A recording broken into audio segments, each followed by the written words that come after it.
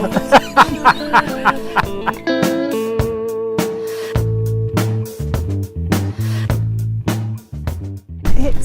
Friday I don't even know what the date is. It might be the 22nd. And it was a fabulous morning weather-wise. The sun was out and there was a gentle breeze, and this afternoon it has got really chilly, like proper damp chill in the air, and it's also quite breezy, but it's been one of those days where I've got so much done. It's been great. So I cleaned out the duck house, and rather than putting the emptyings out, the muckings out, onto the bean bed, which is where I've been putting it, I decided that it's a really long walk around the garden at the moment, because the Greek gigantes beans, where they've fallen over, and are completely blocking the path, which means I have to walk all the way around, but that's okay, not a problem. So anyway, I decided not to put any more of the mucking out from the duck house on the bed where the blotty beans used to be, and I've now put it onto the bed where I've just planted the onions. Now, I don't know about the wisdom of this, but it does mean that for the winter this will not have naked soil, and I know that Mother Nature doesn't terribly love naked soil, and what she really likes to do is let all the weeds germinate. So that's what I've done. It's about a 2, maybe a 3-inch layer, and the next time I muck out the ducks, obviously I'll do that far end there. And so I have, first thing this morning I gathered in the raspberries. Now I think I ought to leave getting raspberries in till a bit later in the day, so when the sun has shone on them for a little while, to allow all those flavours to warm up and their juices to flow.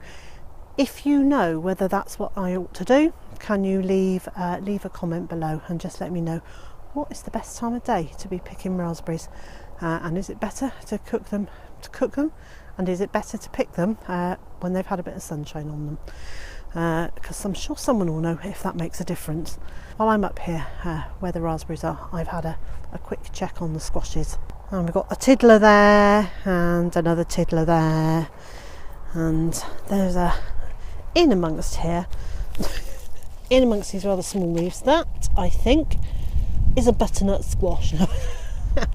Given that we've only got about 3 weeks left of really good growing here, I don't think that's gonna get very far.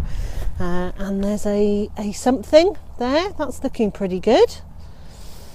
And down here I have got what I think might be a blue Hubbard. If anybody can confirm that is what a blue Hubbard would look like, that would be delightful. There's some really tiddly little squash coming, and somewhere we've got and over here we've got some powdery mildew, but we'll ignore the powdery mildew and celebrate a rather nice looking spaghetti squash. And there's another spaghetti squash over here, but it's tiny because there it is, and it's really quite small. But that's because this plant is, if we follow it up, it's right underneath one of the plum trees, and it's just not getting enough water. So this morning we said goodbye to a light Sussex cockerel who has been a particularly boisterous chap, I think is the best way to describe it. He's still very young. He's been irritating all the other chickens. He was surplus to requirements, and if he had been a really good-natured bird, I would have kept him and maybe bred from him, but he's just been a complete nuisance, and everybody else is telling him off all the time. So he's gone, and as have 2 of the ducklings that are now, well, they're hardly ducklings anymore, they're ducks really, but they're about, I'm guessing 11, 12, 13 weeks old. But anyway, It was the first one dressed out at £4.5, and the second one at £5.5. So you know, they were good sized birds. There is a distinctly autumnal feel to today, and although it was nice this morning, it's that wind is starting to be what you might call biting. I don't want to be out here for too long. And the other thing is that autumn means one thing here, other than it getting windier and windier. Okay, it doesn't mean one thing, it means several things, but it's getting decidedly windier, and the leaves are starting to come off the trees. So this is the field where the chickens have been enjoying themselves all summer, and this is the view that you usually see. Here they are, and they come rushing over to greet me when they think I've got something. But as you can see, there are some quite sturdy tree trunks here, and up there is a rather beautiful canopy of this is right over my head now, a beautiful canopy of leaves. But in the winter, or in the autumn, all of this lot comes off and it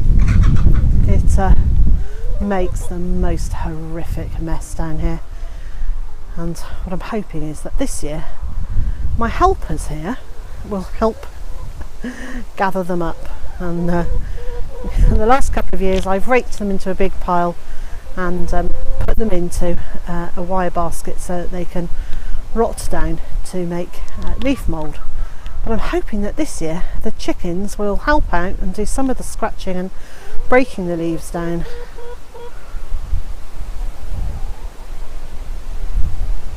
Sorry, I've just paused to admire this very beautiful Australorp girl. She's an absolute star. She's laying an egg a day without fail. In fact, all 3 Australorps are now in lay, which is lovely. I think you can hear how windy it's getting, and you're going to not be able to hear what I'm saying soon. So I'm going to head inside. And actually, as I passed the greenhouse, I thought I'd do a quick update on how all these tomatoes are getting on. Now I've cut out all of those that I thought were showing signs of blight. Well, I can't see, I've had a good look, and I can't see any more sign of blight yet, but that doesn't mean it's not there. But the good news is that these are starting to ripen. These have got a very definitely slightly pink hue, and there's loads of them. So if they get to ripen, that would be really nice. I'm pleased with my tomatoes this year, despite all their problems. Oh, it was cold out there. It's an awful lot better in here. So I am yet again standing at my chopping block, and I'm going to be chopping more apples to make into stewed apple to go in the freezer. And what I have been doing is rather than them all just being plain stewed apples, some of them I've put ginger in, and some of them I've used cinnamon, and some of them I've used sultanas, and hopefully that will give us quite a nice variety. And the other day I made an apple crumble, and in fact I made a blackberry and apple crumble, and that was really nice. And we only ate about half of what I'd made, so I froze that as well. And there was some spare mixture, so there's plenty going into the freezer to see us through those cold, dark months that are ahead of us. Do you know, I was looking online last night at where the UK is, or more to the point, sort of where we are in comparison to places in the USA. Well, the answer is we're not. We are far enough north in our latitude on the globe that the whole of the United Kingdom sits in Canada. Well, and obviously not in Canada, but above the Canadian border. So, which would explain why when I watch vlogs from America, I have a little bit of envy over their ability to grow things that grow in a slightly warmer climate. But we don't actually have the climate of a country that has the same latitude as Canada, because luckily we are warmed by the Gulf Stream, and that is it's a body of water that comes up from, and I think it's the Gulf of Mexico, travels across the Atlantic and very nicely whooshes up the Bristol Channel and around the south coast of Britain, and because it's just the body of water is just that little bit warmer, it warms the air, and therefore our climate is a bit kinder than it might be. But today is autumn, definitely. Anyway, I'm going to crack on with the apples, and wherever you are in the world, and whatever you're doing today, I hope it's a good one for you, and I also hope that you can join me again tomorrow.